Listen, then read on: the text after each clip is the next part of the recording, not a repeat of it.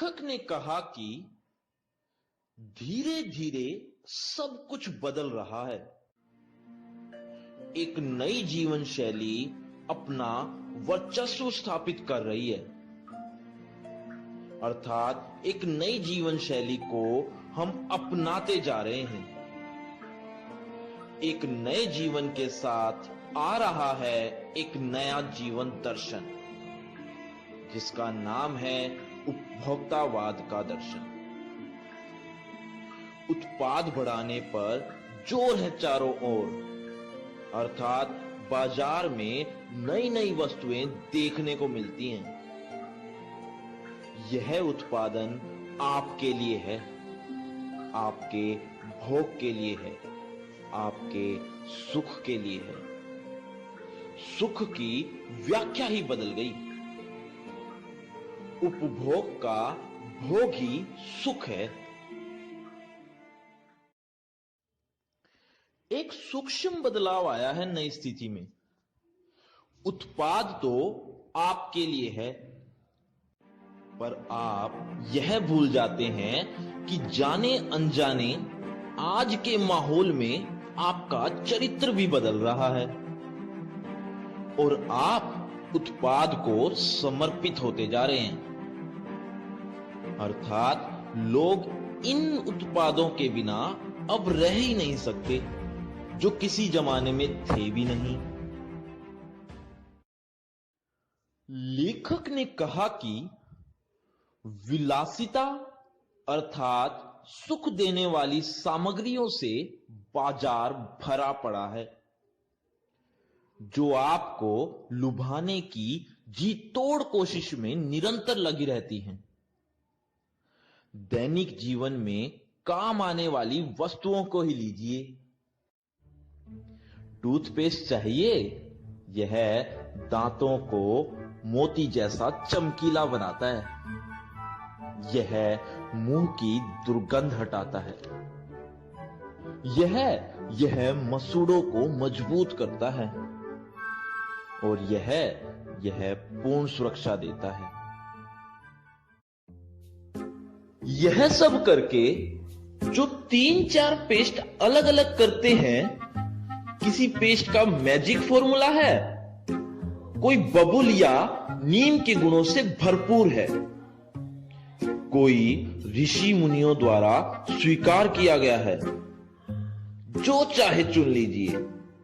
यदि पेस्ट अच्छा है तो ब्रश भी अच्छा होना चाहिए।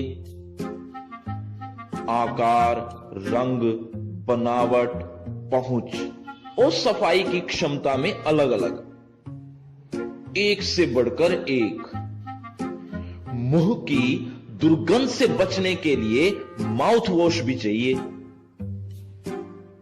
सूची और भी लंबी हो सकती है, पर इतनी चीजों का ही बिल काफी बड़ा हो जाएगा, क्योंकि आप शायद कीमती ब्रांड ही खरीदना पसंद करें। सौंदर्य प्रसाधनों अर्थात सुंदरता को बढ़ाने वाली चीजों की भीड़ तो चमत्कार उत्पन्न करने वाली है। हर माह उसमें नए नए उत्पाद जुड़ते जाते हैं। साबुन ही देखिए, एक में हल्की खुशबू है तो दूसरे में तेज। एक दिन भर आपके शरीर को तरोताजा रखता है, दूसरा पसीना रोकता है, तीसरा जर्म से आपकी रक्षा करता है। यह लीजिए सिने स्टार्स के सौंदर्य का रहस्य, उनका मनपसंद साबुन। सच्चाई का अर्थ समझना चाहते हैं तो यह लीजिए। शरीर को पवित्र रखना चाहते हैं तो यह लीजिए। यह लीजिए शुद्ध गंगा जल से बनी साबुन। चमड़ी को नरम रखने के लिए यह लीजिए। महंगी है पर आपके सौंदर्य में निखार ला देगी। अमीर महिलाओं की ड्रेसिंग टेबल पर 30-30 हजार की सौंदर्य सामग्री होना तो मामूली सी बात है। लोग पेरिस से परफ्यूम मंगवाते हैं, इतना ही और खर्च उसे लाने में हो जाता है। ये प्रतिष्ठा चिन्ह है, समाज में अपनी हैसियत जताते हैं। पुरुष भी अब इस दौड़ में पीछे नहीं है। पहले उनका काम साबुन और तेल से चल जाता था, आफ्टर शेव और कोलोन बाद में आए, और अब तो इस सूची में दर्जन दो दर्जन चीजें और जुड़ गई हैं।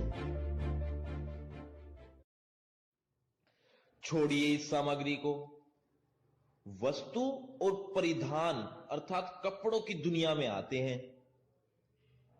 जगह जगह बुटीक खुल गए हैं, नए नए डिजाइन के परिधान बाजार में आ गए हैं। ये ट्रेंडी हैं और महंगे भी। पिछले वर्ष के फैशन इस वर्ष शर्म की बात, अर्थात लोग पिछले वर्ष के कपड़ों को इस वर्ष पहनने में शर्म महसूस करते हैं। घड़ी पहले समय दिखाती थी, उससे यदि यही काम लेना हो तो 400-500 में मिल जाएगी। हैसियत जताने के लिए आप 50-60 हजार से लाख 1.5 लाख की घड़ी भी ले सकते हैं। लोगों को संगीत की समझ हो या नहीं, लेकिन कीमती म्यूजिक सिस्टम जरूरी चाहिए। कोई बात नहीं यदि वे उसे ठीक तरह से चला भी न सकें। कंप्यूटर काम के लिए तो खरीदे ही जाते थे, लेकिन महज दिखावे के लिए उन्हें खरीदने वालों की संख्या भी अब कम नहीं है। खाने के लिए 5 सितारा होटल हैं, वहां तो अब विवाह भी होने लगे हैं। आज बीमार पड़ने पर 5 सितारा अस्पताल भी खुल गए हैं। सुख सुविधाओं और अच्छे इलाज के अतिरिक्त यह अनुभव काफी समय तक चर्चा का विषय भी रहता है।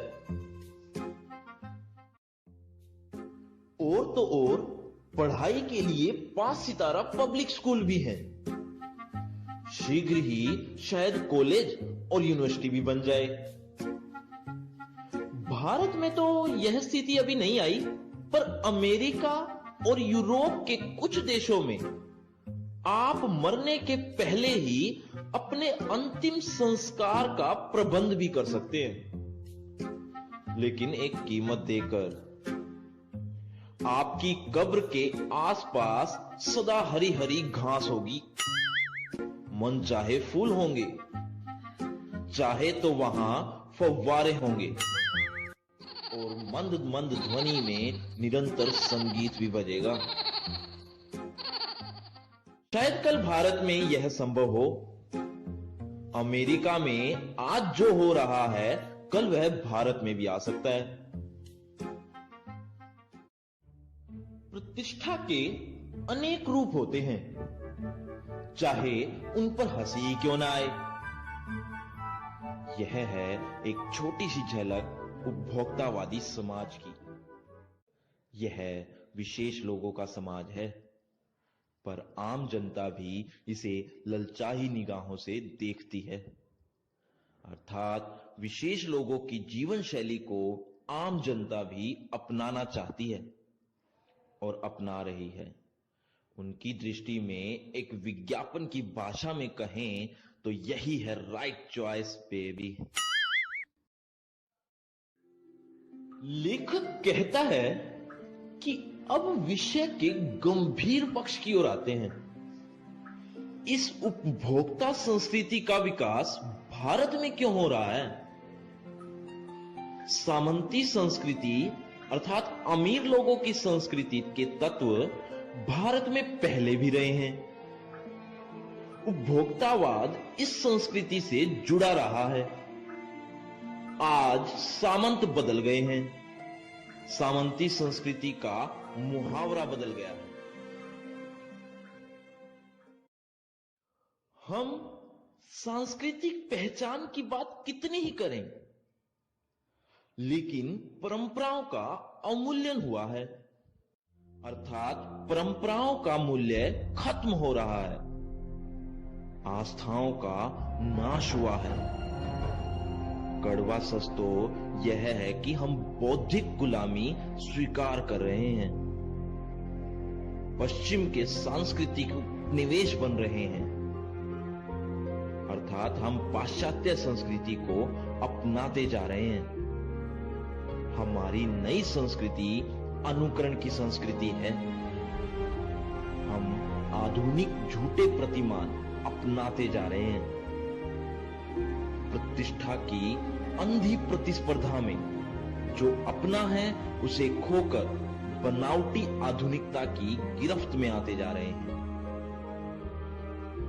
हमारी संस्कृति की शक्तियों के कमजोर हो जाने के कारण हम दिग्भ्रमित अर्थात सही दिशा से भटक रहे हैं। हमारा समाज ही अन्य निर्देशित होता जा रहा है। विज्ञापन और प्रसार के सूक्ष्म तंत्र हमारी मानसिकता बदल रहे हैं। उन विज्ञापन में सम्मोहन की शक्ति है और वशीकरण की भी।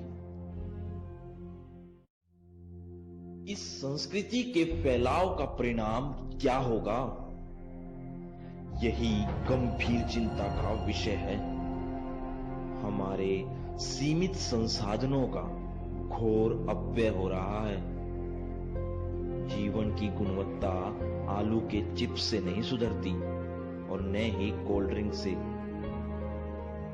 भले ही वे अंतरराष्ट्रीय क्यों ना हो। पिज्जा और बर्गर कितने ही आधुनिक हों, पर हैं तो वे कूड़ा खाद्य। समाज में वर्गों की दूरी बढ़ रही है। जीवन स्तर का यह बढ़ता अंतर आक्रोश और अशांति को जन्म दे रहा है। जैसे जैसे ये दिखावे की संस्कृति फैलेगी, सामाजिक अशांति भी बढ़ेगी। लेखक कहता है कि हमारी सांस्कृतिक पहचान का नाश तो हो ही रहा है, और तो और हम लक्ष्य भ्रम से भी पीड़ित हैं, अर्थात लक्ष्य से भी भटक रहे हैं। विकास के विराट उद्देश्य पीछे हट रहे हैं। मर्यादाएं टूट रही हैं। नैतिक मानदंड ढीले पड़ रहे हैं। स्वार्थ परमार्थ पर हावी हो रहा है। भोग की इच्छाएं आसमान को छू रही हैं। किस बिंदु पर रुकेगी आखिर यह दौड़?